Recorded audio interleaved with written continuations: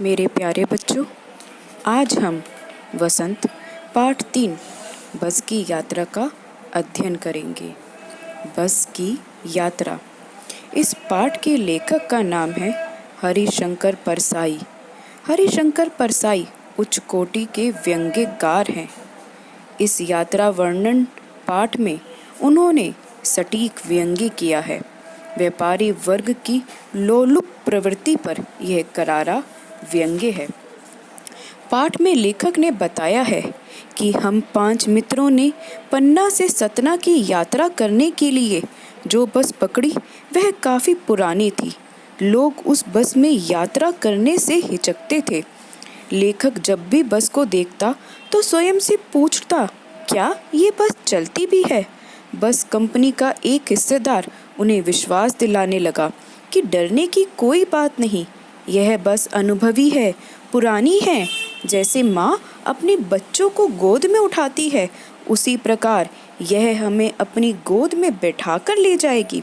हम जब बस में बैठे तो जो हमें विदा करने आए थे वे हमारी तरफ इस तरह देख रहे थे मानो अंतिम विदा ले रहे हो।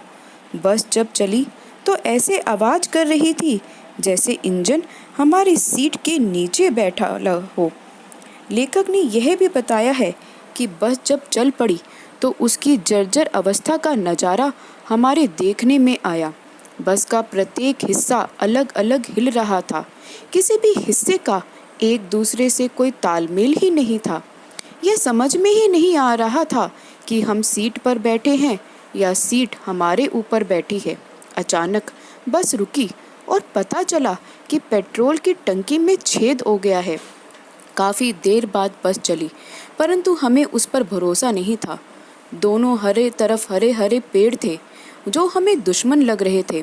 हमें लग रहा था कि कभी पेड़ों से बस टकरा जाए तो लगता, कभी झील आती तो बस झील में गिर ना जाए। अचानक बस रुक गई।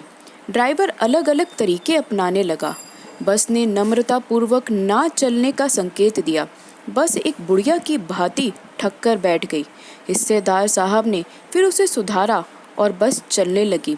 आगे पीछे कोई बस आती तो वह किनारे पर खड़ी होकर उसके जाने का रास्ता छोड़ती। आगे चलकर बस एक पुलिया पर पहुंची कि टायर फट गया। नाले में गिरने से बस बच गई।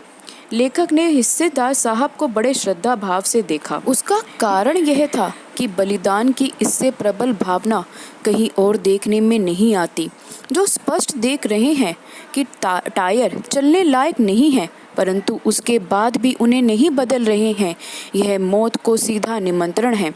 वैसे ही घिसा हुआ टायर बदलकर बस को फिर चलाया गया।